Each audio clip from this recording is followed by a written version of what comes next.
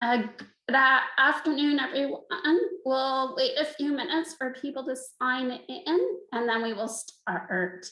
So, hello and welcome to today's McMaster University Continuing Education Caregiving Essentials webinar. Use your words talking about your caregiving to access community support. Today's webinar is being recorded for use by Caregiving Essentials participants. My name is Jennifer, and I will be host on behalf of McMaster Continuing Education. Today, I am joined by our facilitators, Dr. Zachary and Donna Thomson. I'll tell you more about Zachary and Donna shortly, but before we begin, a few brief logistics. We are using the Zoom webinar platform, so everyone is currently muted to minimize background noise. To participate by the chat box, please click chat at the bottom of your screen and the chat box will open. Please type your question or your response there. Without further ado, I'd like to introduce you to Zachary White, PhD, is an award-winning university professor who teaches undergraduate and graduate courses addressing topics such as provider-patient communication, caregiver communication, the patient experience, health and illness narratives, digital health literacy, social support and disclosure, and sense-making amidst life transitions. He is the co-author with Donna Thomson of the book, The Unexpected Journey of Caring, the transformation from loved one to caregiver. And Donna Thomson is the author of The Four Walls of My Freedom, Lessons I've Learned from a Life of Caregiving. She is a consultant and speaker on issues relating to family caregiving, disability, and aging. Donna is a patient and family advisor on health research and policy, and she teaches family caregivers in Canada how to advocate for care in a hospital and in the community. She blogs regularly at the Caregivers Living Room. Donna is the facilitator of Caregiving Essentials and Infection Prevention and Control for Caregivers and Families, our free online courses for family caregivers. And I'd like to pass things over to Dr. Zachary White and Donna Thomson. Thanks so much, Jen. Zachary and I are just delighted to be here with you today. And, you know, a lot of this material that we're going to be talking about today comes straight from our book, The Unexpected Journey of Caring, and the transformation from loved one to caregiver. So we wanted, in our book, we want to talk about the very, very complicated question of how do you describe your caregiving experience? What, you know, questions like, how are you? Or what do you do all day? These are questions that are so difficult to describe, you know, to answer, that sometimes we just don't say anything, you know, and much less, you know, ask for help, be able to describe what it is that we need, what we're experiencing at home, and then be able to ask for some kind of help. So we're really going to do a little bit of a deep dive today into this idea of why is it so hard to explain our experience? And then how can we begin to learn how to articulate very, very complex experiences where we might have conflicting emotions and many different conflicting emotions at once. And then how to use the language that we learn, that we practice in order to ask for help from extended family, from service providers, from your doctor, from your case manager, social worker, anyone who has ever said, what can we do to help? So, Zachary, I want to begin by asking this question, like, why is it so difficult to describe our caring experiences? It's perhaps one of the greatest challenges of being a caregiver, Donna. It is a life experience. It is something that we do. But as you and I often talk about, it's so difficult in part because it becomes who we are. And we're not caring for someone in a medicalized situation in which that is remarkably challenging, but you are protected by a mask of objectivity.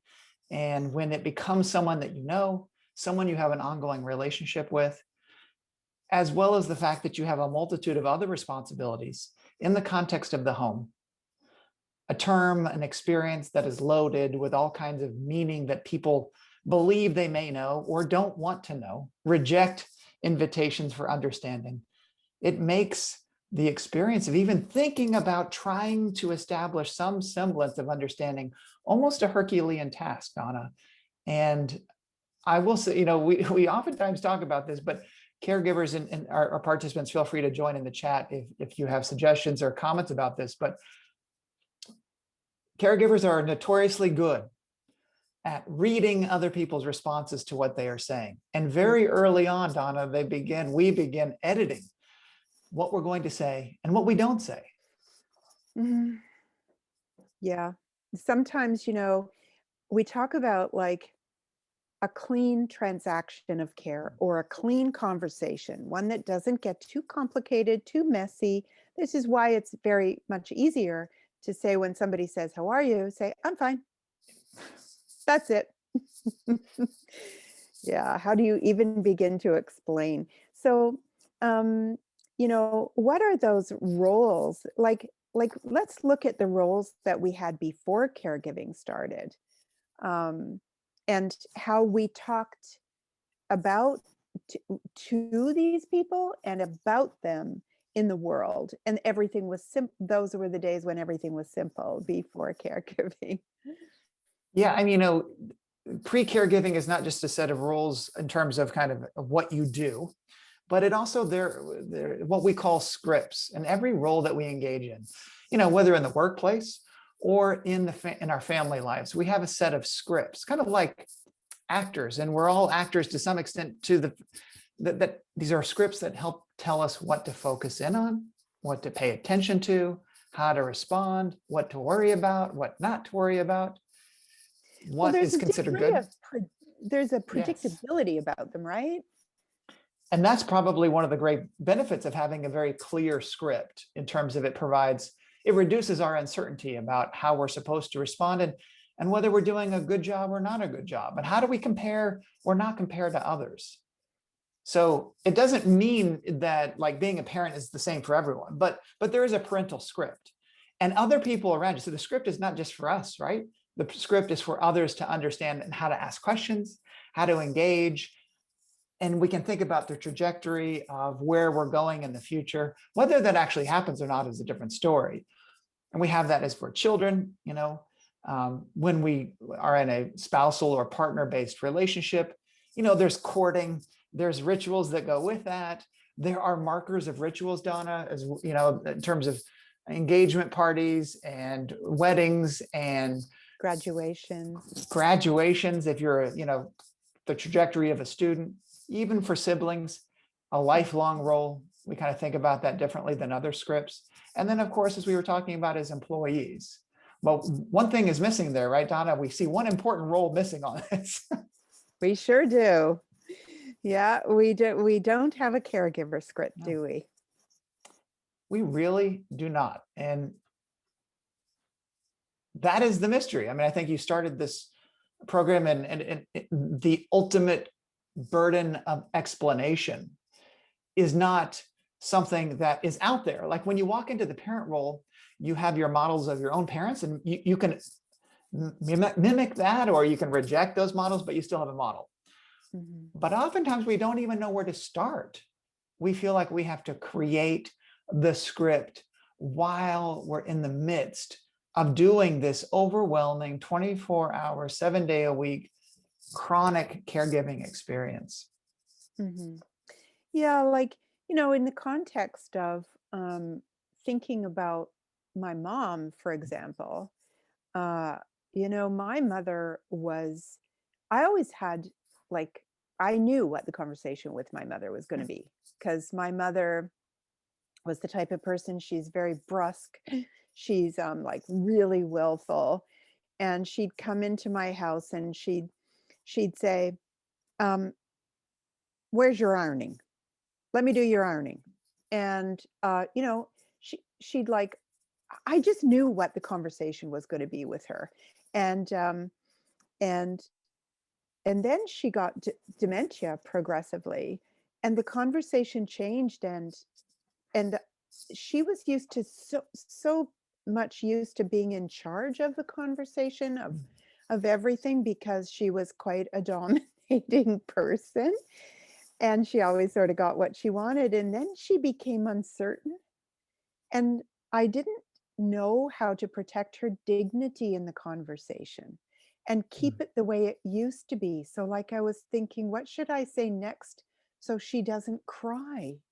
Like, and I got, Zachary, I got um, a note, an email from a really good friend this morning who's caring for both of her parents at the same time, both with cancer diagnoses. And she told me in her message, she said, I feel brave, humbled, and scared all the time, all together, all the time. And I thought, doesn't that just say it? Those Brave, paradoxes, humbled, yeah. and scared. Mm. Yeah. I really, that was a powerful description, because this script of caregiving, as your friend describes, and as you were talking about with your mother, is paradoxical. It is complex. It is contradictory. It's a hybrid. It's born out of and mixed together with all the other roles we just talked about. So it's not pure.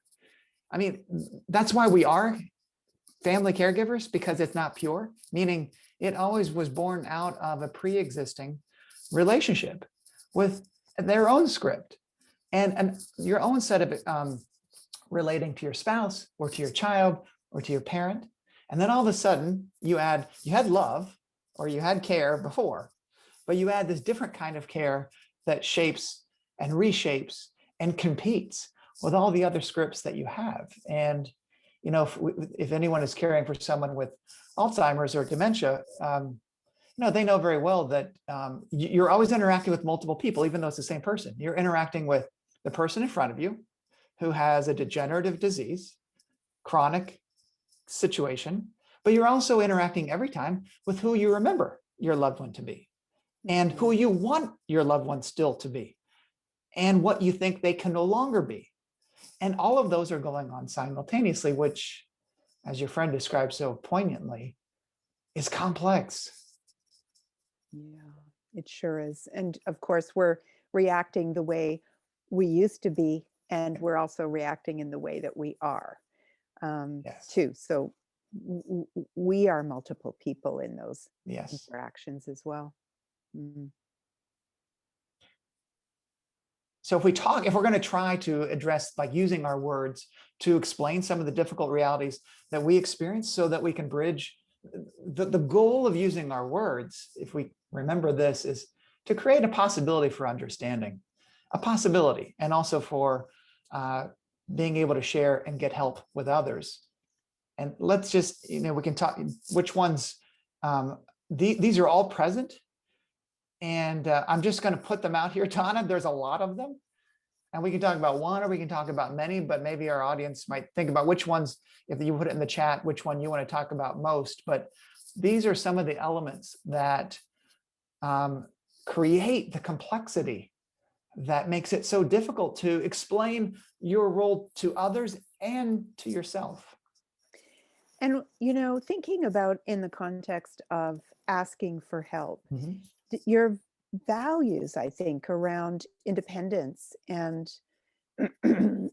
excuse me, just this idea that I think many people begin caregiving by thinking, I have to do this all by myself. And it's a sign of failure to ask for help. And, families are supposed to look after their own. If you love each other enough, you're going to be able to climb every mountain in the caregiving Yeah. journey. Um, and I think layering on all of these elements with your pre-existing values about it is okay to ask for help or it's not okay. And I think many of us feel that it reflects badly on our love and our competence as family, like as a daughter. um, are you a good daughter? Are you a good husband? Are you a good sister if you're caring for these people? And if you're not, that's if you sometimes asking for help can make you feel like you're not good at those roles or not good enough. I think you're so right about that. It reminds us that we might feel like a failure because too often in our cultures, care is associated with the ability to fix or make better or to get us where we want. And as you said, if we just love someone enough, if we just care enough, if we just do everything we're supposed to do, then everything will return to the way it once was. And so asking for help is also a kind of acknowledgement to ourselves that we are mourning what may no longer be able to be recaptured or reclaimed. Mm-hmm. And a reminder that it's almost like an acknowledgement of the reality that we're in and the reality that we want to create. But it doesn't give us the luxury of being able to kind of live in this world of a kind of return to former self talk that we oftentimes want. We want to be a part of that, but we can't. Yeah, and I think the idea of self-talk is something that we're really wanting to highlight today. What are the stories we tell ourselves? What are the words we tell ourselves? How in the way that we understand our experience and what we're going through, which often is one of the most challenging and complicated experiences of our lives that we'll ever encounter. Looking after someone with care needs, someone that you love, someone who is suffering, and you're suffering with them. What do you think, if you begin to learn how to be able to describe these experiences, Zachary, what do you think is positive that can come out of being able to say something that said, and then you think, yeah, you know what? That is really true about me, about my life.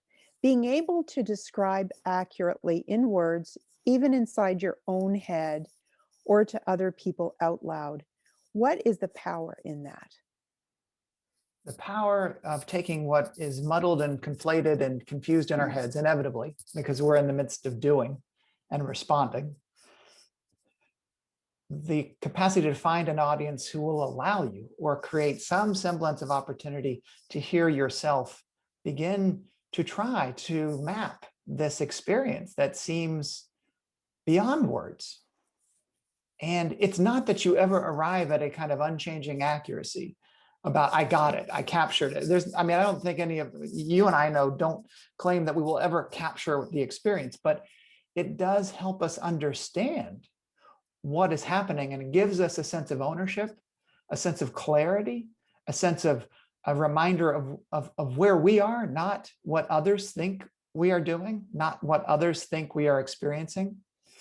Because one of the things that you and I oftentimes talk about, Donna, is the danger, the toxicity of living in other people's perceptions of our experiences. Yeah.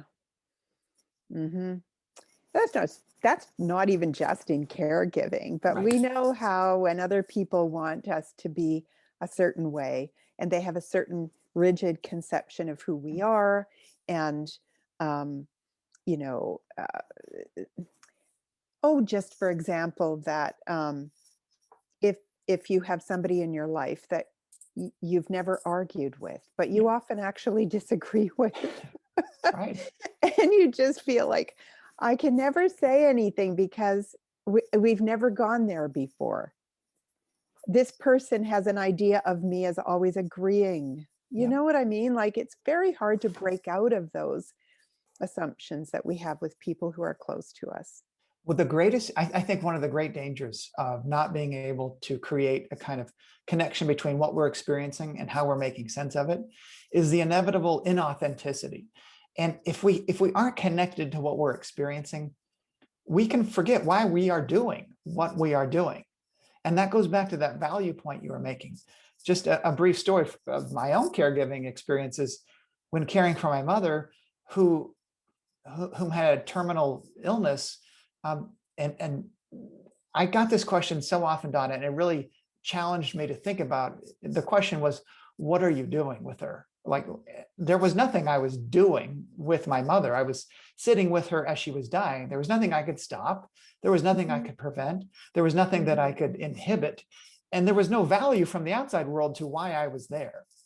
It forced me to really think about what was the value from my perspective of being with my mother, even though being with her didn't change the inevitable death or other people's perceptions of that.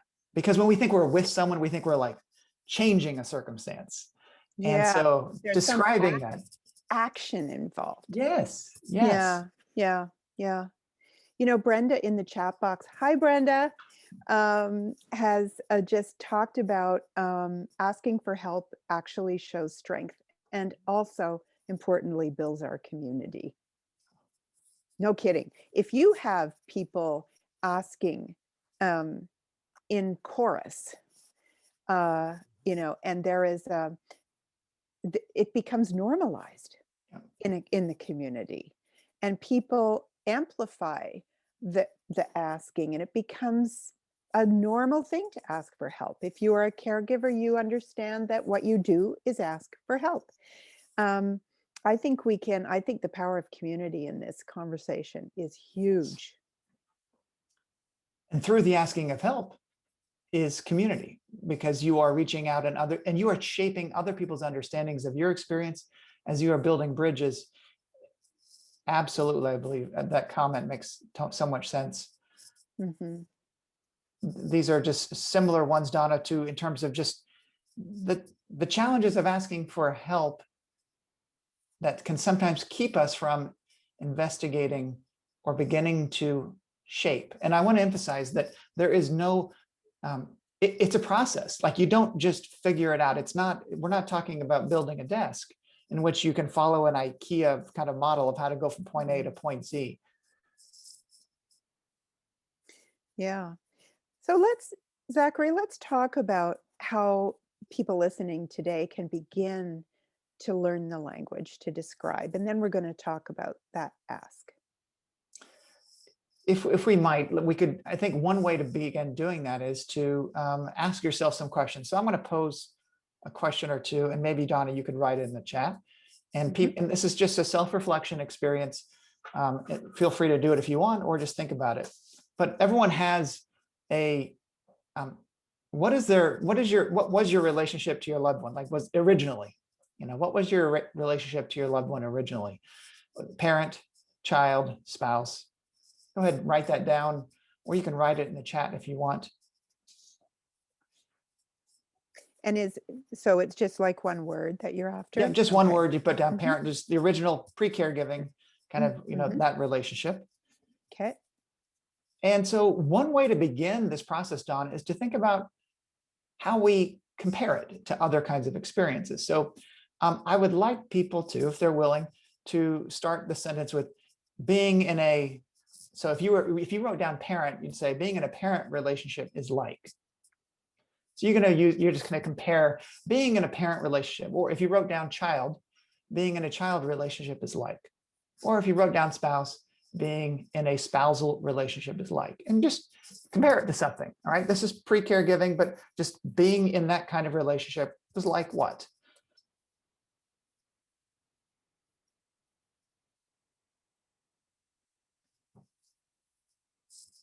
The goal being here to kind of, okay, we're just kind of revisiting that script, aren't we? We're revisiting what we thought of, how we experienced our original relationship. So if you're being in a spousal relationship is like, so you're talking about a pre-caregiving. Now here comes the difference here, Donna. I would like everyone to create a slash or a hyphen, being in a spousal / caregiving relationship is like. So you're adding that original relationship, adding the hyphen, putting caregiver in, and then trying to explain what that is comparable to. What is that comparable to? How would you compare that? Being in a spousal caregiving relationship is like. And this is a very personal. So, Yes. when you and I were talking, Zachary, and I was thinking about my relationship with my mother, I was thinking, I think we're asking people to think about their relationship pre-caregiving, very specific to the person you're looking after now. What was that relationship like before? So every relationship is different in the whole wide world. And there might be some descriptive words. So my relationship with my father was, cold or loving or like a waterfall, or like you could use a metaphor to describe it. This is a personal exercise that's very specific to you. And the how goal has of it this, changed? yes. And so then when you add that, the important doing these together is to do this, is to get what it was like for you before pre-caregiving, and then what it's like now when you add this caregiving lens experience onto your pre-existing relationship. And there are no right or wrong answers. No. But here's when you write it down, what you're able to see are some things that perhaps you only had in your head. And we need to, I would ask, whether you do it now or later, the participants to think about what is similar, if anything, between the original relationship and then the relationship when you add the caregiver hyphen. What's similar, if anything? Maybe nothing is similar, or maybe a lot. And then I'd like you to think about what may be different. What may be different between your relationship now when that caregiver is added versus when it once existed in kind of a purer form. And the goal here, Donna, is simply to give you beginning tools to begin creating understanding, to share, to begin explaining to others. Because I think that's a beginning way to articulate what may be difficult, challenging, or so complex that you might need help. And it might help you laser in on some areas of possible challenge that might require both understanding and then the ask of help. Yeah. It's interesting because in thinking about my own caregiving, and at a stage of the game where our son Nicholas, who has very severe disabilities, had a significant decline in his health at about age 15, I'm going to say, and he's 32 now. He's doing very well, but he has 24-hour nursing care. He's very disabled. But when he started to get really go downhill, the words I use were, I was mad with worry. I was just beside myself, thinking he was going to die very soon, and that he would never be able to have the life that he had before when he was better. And I felt I was having trouble finding the words to describe, because there were a lot of health professionals around us at that time. And I remember them saying to me, "What do you need? What do you need?" And I said, "I have no idea what I need. I need him to be better. And we need everything in our family." I had no words to describe, but thinking about it after, I did feel, my feeling was that someone had taken all the skin off my body, and that if they had gone, I would have been in so much pain. Like, I couldn't take teasing. I couldn't take normal conversation, everything hurt. I was just in constant pain. And that's a very difficult thing to describe to people. But looking back on it, of course, I'm better able to find some words to figure out what I was experiencing and how to communicate that to people so that they would be able to be helpful to me and to our family. But I think, for myself, I was only able to really get that in retrospect. And what I'm hoping, Zachary, and all that you do with language and care literacy today will help people figure out how to get the language when they need it. I think that these getting it out on paper or in out loud shapes time. And so that creates that space that you were talking about, that when you're in the midst of something, oftentimes you feel as if the world is acting on you. And caregivers feel this so much because 24 hours a day, you're in the midst of perhaps life-changing or pain-altering choices. And being able to separate just enough to be able to get views on it that are a little bit different than momentary. And it's a remarkably challenging process. And it will evolve too, right? Just as you were talking about with Nicholas, it's evolving always. And that's okay. That's actually really good because you're seeing how you're changing and how you're understanding, just as your help needs or your support needs are changing too. Oh, for sure. And, particularly in the context of a progressive disease, things change all the time. Or if you have a surgery, or if you have some kind of, like, in the case of parenting, oh, my mom fell and broke her hip. Like, that is all of a sudden, your role and responsibility will be dramatically different and your needs change.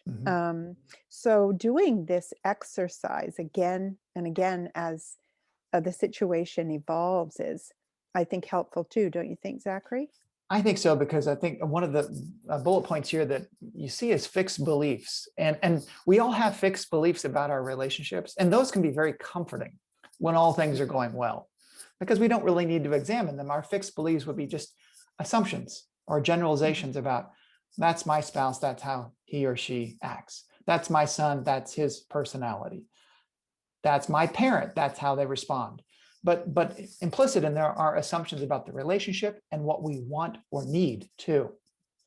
And doing this exercise over time, maybe doing it once a week, or keeping a journal of that, you'll find that our fixed beliefs, they may be harmful to us as we need to evolve and have more flexible notions of what it might mean to be a son or a daughter or a spouse. So I think the greatest threat is fixed assumptions.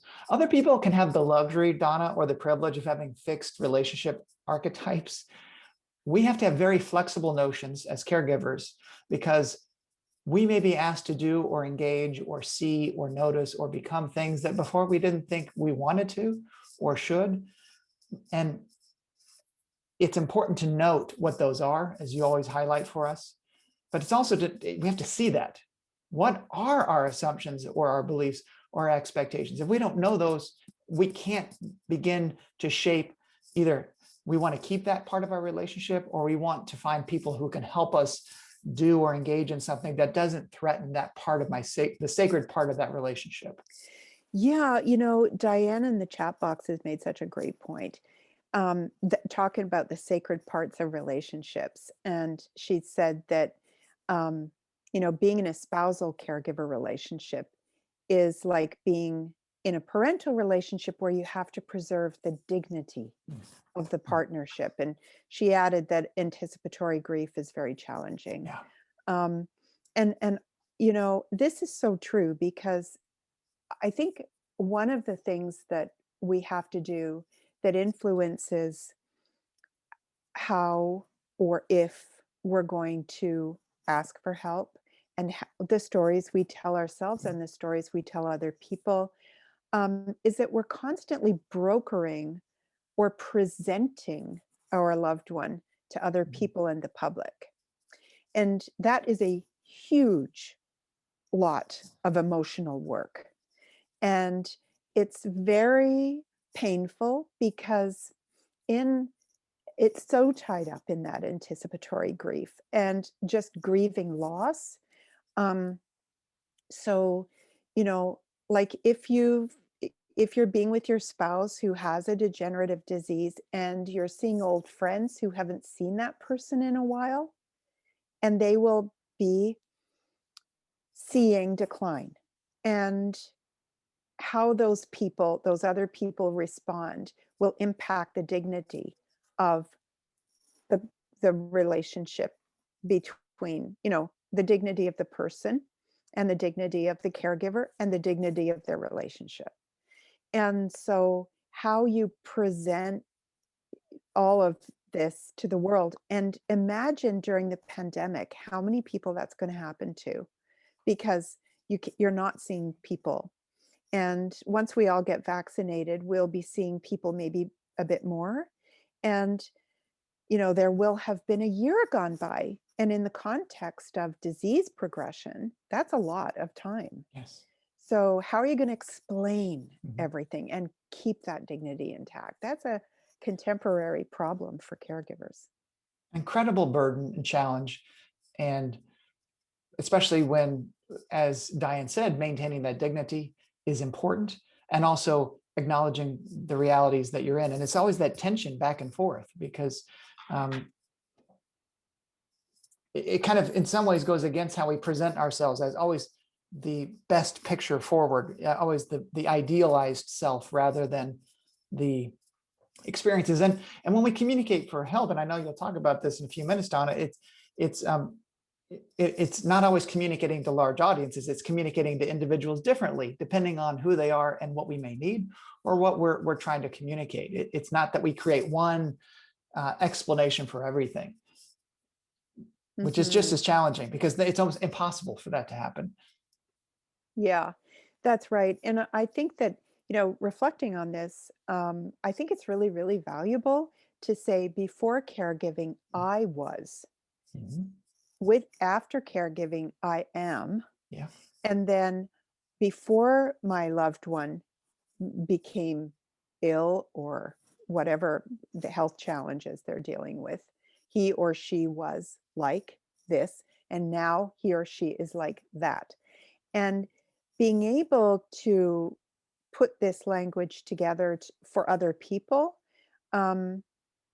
helps to set the stage for an authentic conversation, don't you think? I think so. It's kind of the vaccine work that no one sees or notices, but will make it more rewarding for you in the asking of help, because the asking of help then becomes a form of connection and understanding rather than a sign of weakness, because it's born out of doing a little bit of this exploration that is help that you need given your situation and the nature of your experiences, rather than asking only that which you know will be palatable to others.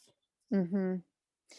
Diana's talking in the chat box as well about the added burden of trying to advocate from a distance during the pandemic. And it's like, oh my gosh, it's like, the image that came to my mind was shouting, trying to shout through fog. Yeah. You're trying to imagine what the situation in a long-term care assisted living home would be like. And I was locked out. My husband and I were locked out for a long time from our son's care. And we're trying to figure out, what is he experiencing there? And he's non-speaking. So, tell me what he looks like. Tell me, put the camera right up to his face. Like, how can I be there without being able to be there? It's really, really hard. Unbelievable challenges. And these are some other kinds of exercises that one could go through, given what you were saying, Donna, about this was who I was before caregiving. This is who I see myself now after caregiving. Kind of naming and writing what you desperately miss about being with your loved one, because that is present for all caregivers, because we are family caregivers. We have to know what that is. And not knowing what it is I think threatens to shape your experiences with that loved one and also your ability to advocate for help and connection. The goal being just, how exploring, once you name them, taking a step back if possible, not a full step back. I know that may not be possible, but how might some of your expectations inhibit you from noticing what is present and available as well as what is needed? And I think that's just as important, not in a Pollyannish way by any stretch, but sometimes those fixed beliefs can get in the way of seeing through the fog, as you describe it. Yeah, and those fixed beliefs, they're stuck in your head, right? And I always find, like, if I'm able to express what it is that I'm experiencing, I can take those fixed beliefs and put them out on the floor where I can look at them. And most importantly, in what the discussion we're having today, we all can look at them. Yes. Everybody who said they want to help, and we're talking about doctors, nurses, therapists, everybody, and sisters, brothers, extended family. Everyone can see what clear, much more clearly what the needs are and what the experience is, and how people can possibly think of a way that they can help. Brenda has just said that there are some, though, who have never had that before relationship with the one they care for. Yeah, that's me too, with our son. Yeah. Parent of child born Yeah. with the disability. But, Brenda, I think really I do think we go through pre-existing relationships, but differently. So, I think before our children were born, we had an idea of who they would be. These were non-disabled children that we imagined. So there's that transition. Then, you have a baby who turns into a toddler, and, you may have a situation where you had different hopes for different types of development at different stages. And lots of us parents talk about grieving those aspects of development that don't happen for your your child. So even in the because certain realities really set in that make you have to accept them as a person with a disability grows up and becomes their true self. And that person could be very different from the person we wanted them to be or we imagined they might be. Yeah, thank you for sharing that, Donna. And also, Brenda, yes, that notion of pre, not meant to exclude anyone's experiences. And I think you said that so well, Donna, in terms of it's even differently difficult because the pre are kind of like your expectations that you had to borrow from culture about what your anticipatory life might be. And thank you for highlighting that. And Don, I'm going to probably move through some of this for the interest of time. We have about 15 minutes before 1 o'clock. So yeah, memory, right? Relationship nostalgia. This is really what we're just talking about. You want back what you imagined might be. So many spousal caregivers we talk to, Zachary, wish that they had what they used to have. Yeah. And that's where it's shaping your future and it's shaping your past, which also plays into your present. And I don't think, knowing this before you advocate for help is important because other people's experience of that is very different. And kind of going in with that context may help you as you begin to articulate your needs and the help that you want, or the ways that you want to share your experiences. Mm-hmm. Absolutely.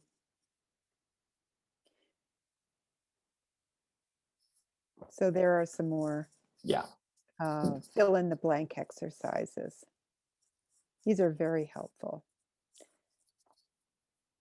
Yeah, and I think, the image of that Japanese pot there.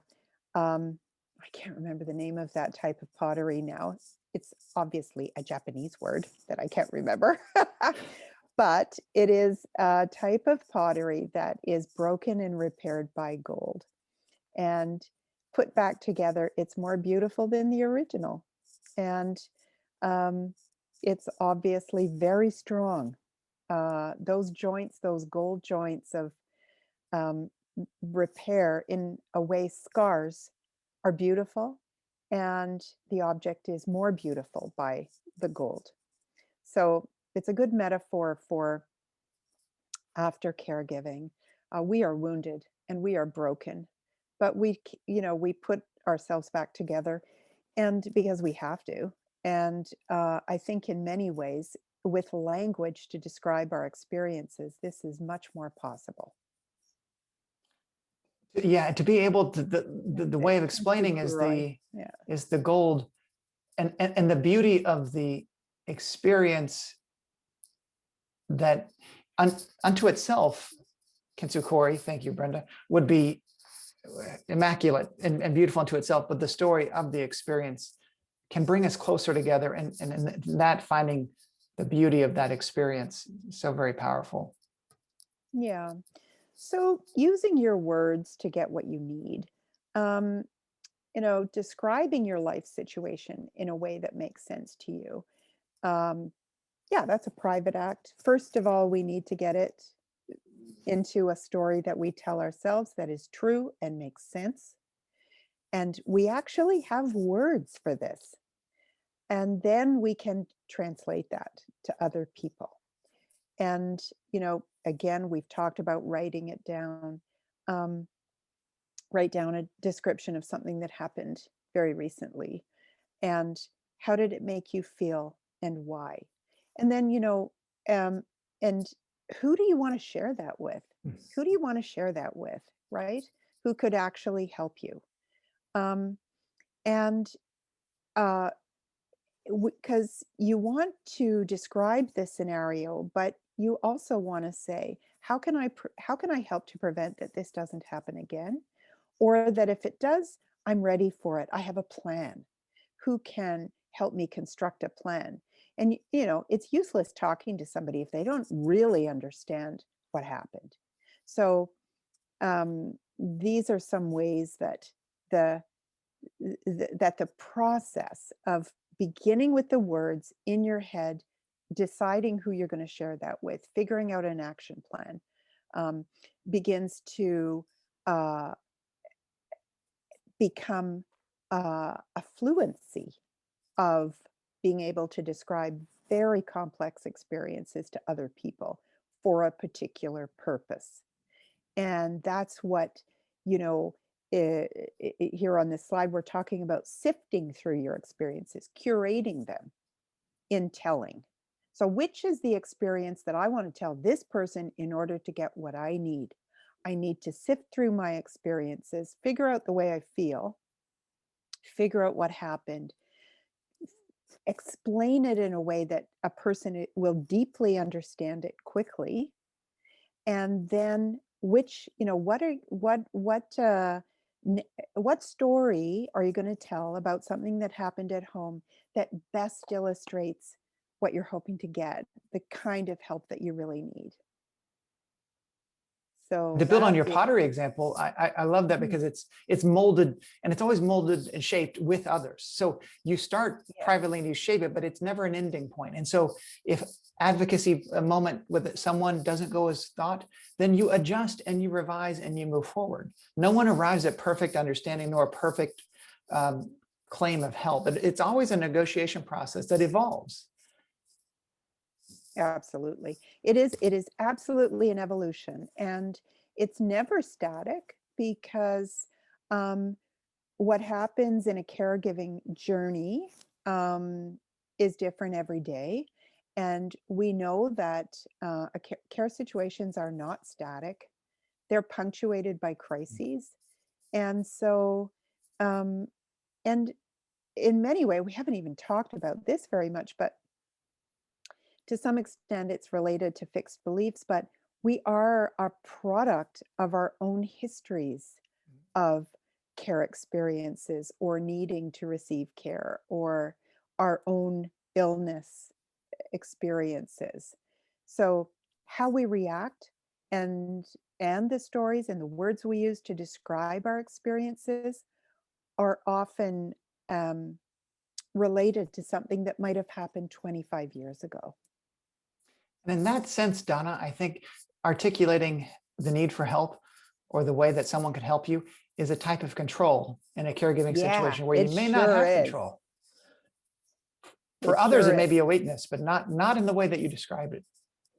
Yeah, no, this is all about control and, you know, trying to find a sense of inner peace around the stories of, you know, these stories that we tell ourselves. What's happening to me? What's happening to the person I love? What the heck is the meaning of it all? And if you are able to say, it's okay, I know how to explain this to myself and to other people, then it is a sense of control. And that gives you the permission to ask for help, I think.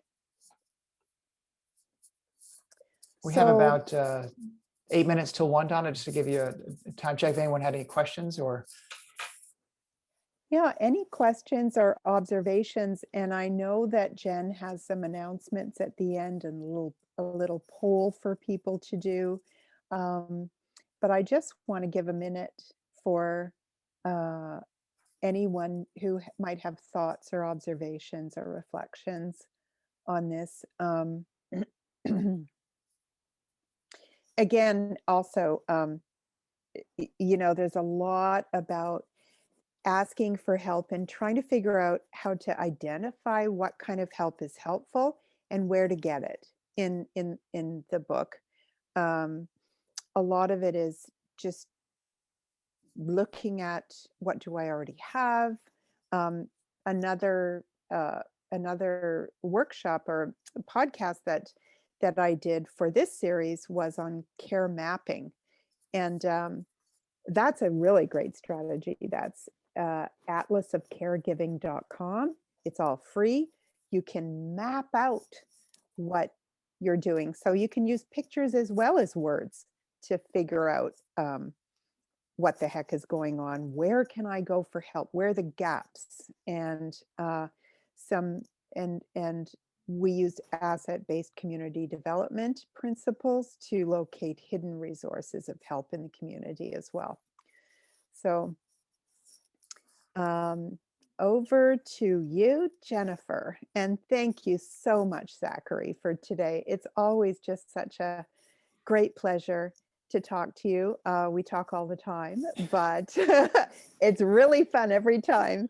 Thank you so much for joining us, everyone. So a few quick items before we go. I'm just going to share my screen here.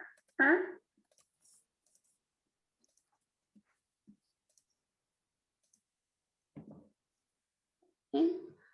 I'd like to let everyone know that we offer a free online course for infection prevention and control for caregiving and families. So you can visit our website. Yeah. And I gotta say, it's a great course. It's written in plain language. There's lots of videos. It's for everybody. Share it with your kids. And it only takes about 5 hours to go through, but you don't even have to do the whole thing if you don't want to. I'd also like to mention our Caregiving Essentials free online course. If you're not already a student, if you'd like to have a look at our website again, that's an excellent course. And Donna Thomson is our facilitator. Okay. I'd like to thank Dr. Zachary White as well as Donna Thomson for the session today and all the participants for joining us. We are offering another webinar on April the 13th at noon. Why are we in crisis? Learning from an online caregiver support group. And that's going to be, our guest that day will be Corey Carl, who is the fascinating and wonderful facilitator of an online caregiver support group called the Caregiver Space. And so I'm really looking forward to that on April 13th as well.